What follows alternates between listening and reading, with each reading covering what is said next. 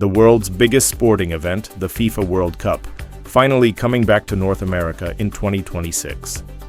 Millions of fans, billions of viewers worldwide, and the United States at the center of it all. But just as preparations are heating up, former President Donald Trump drops a bombshell. He says World Cup games could be moved if certain host cities in America aren't safe enough. And he didn't stop there. He took direct aim at Seattle and San Francisco, calling them cities run by radical left lunatics who don't know what they're doing. This shocking statement has not only rattled soccer fans, but also sparked a heated political debate. Could Trump really influence the World Cup? Are host cities like Seattle and San Francisco truly at risk of losing their matches? And what does this all mean for America's image on the global stage? Stay tuned, because today we're breaking it all down. The politics, the sports, and the global implications of Trump's words. But before we dive in, don't forget to hit that like button, subscribe to the channel, and turn on the notification bell so you never miss updates on global and geopolitical news. Let's start with some context. The 2026 FIFA World Cup is set to be historic. For the first time, 3 countries, the United States, Canada, and Mexico, will jointly host the tournament. It's also going to be the largest World Cup ever, expanding to 48 teams and more than 100 matches. The U.S. is expected to host the lion's share of the games, including the final at the legendary MetLife Stadium in New Jersey. Cities like Los Angeles, Dallas, Miami, Houston, Seattle, and San Francisco have been preparing for years, upgrading stadiums, improving infrastructure, and getting ready for an international wave of fans. For American soccer fans, this is a dream come true. The last time the U.S. hosted was way back in 1994, and the sport has grown dramatically since then. Hosting in 2026 is seen as a major opportunity to showcase the country not just as a sports destination, but as a global hub. But then comes Trump, turning the conversation from excitement to controversy.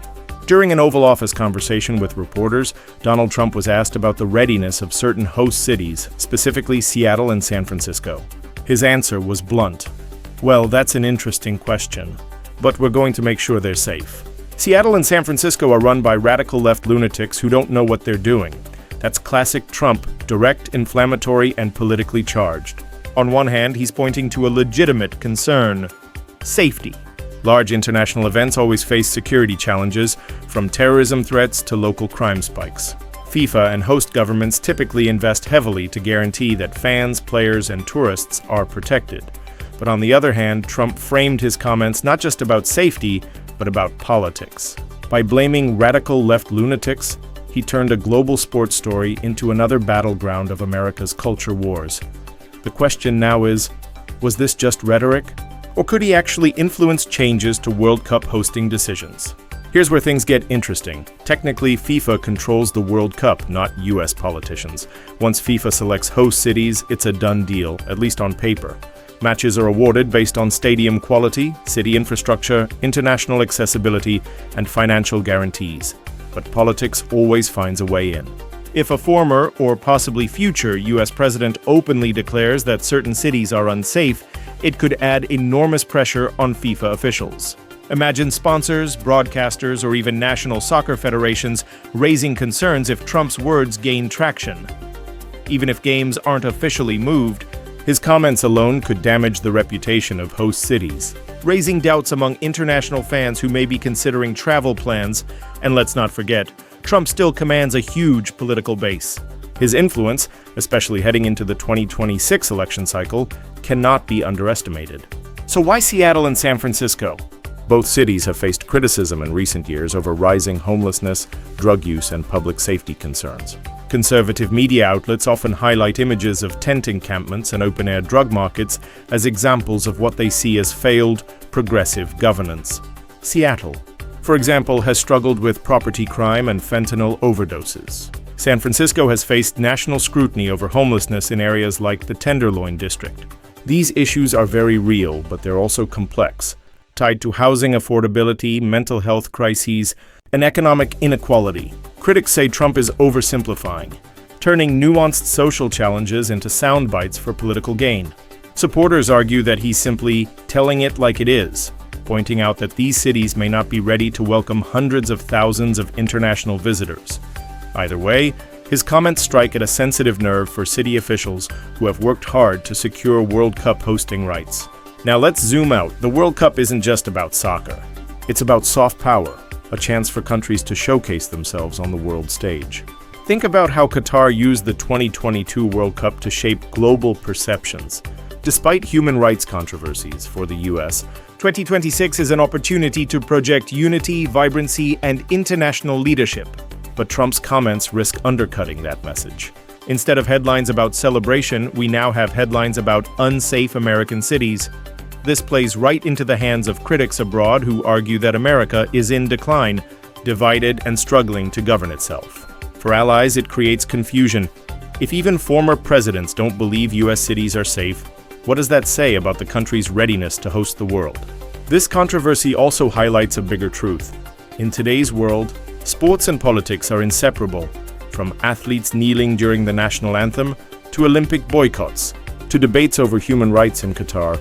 Global sports events always reflect deeper political battles. Trump's World Cup remarks are just the latest chapter. For his supporters, this is another example of Trump defending ordinary Americans against what he portrays as failed liberal policies. For his critics, it's reckless, undermining US prestige just to score political points. And for FIFA, it's a headache. The organization wants the 2026 tournament to be about soccer, not partisan politics. But with Trump in the mix, that might be impossible. So what's likely to happen? For now, games will almost certainly stay in their scheduled cities. FIFA isn't going to shuffle venues just because of political comments. Seattle and San Francisco have already invested millions into preparations, and moving matches would be a logistical nightmare. But the damage might already be done in terms of perception. Expect heated debates in the coming months, especially as the US heads into the 2026 election season. If Trump continues to attack certain cities, the World Cup could become another flashpoint in America's culture wars. At the end of the day, the World Cup is supposed to unite people. Different nations, different cultures, all coming together for the love of the game. But Trump's latest comments remind us that even something as universal as soccer can get pulled into the storm of American politics.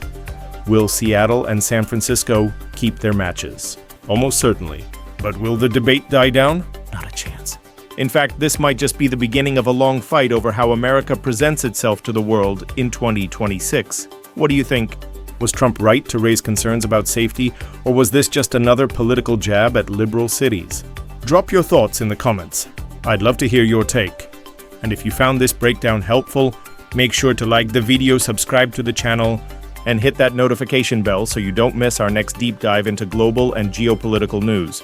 Until next time, stay informed and stay engaged.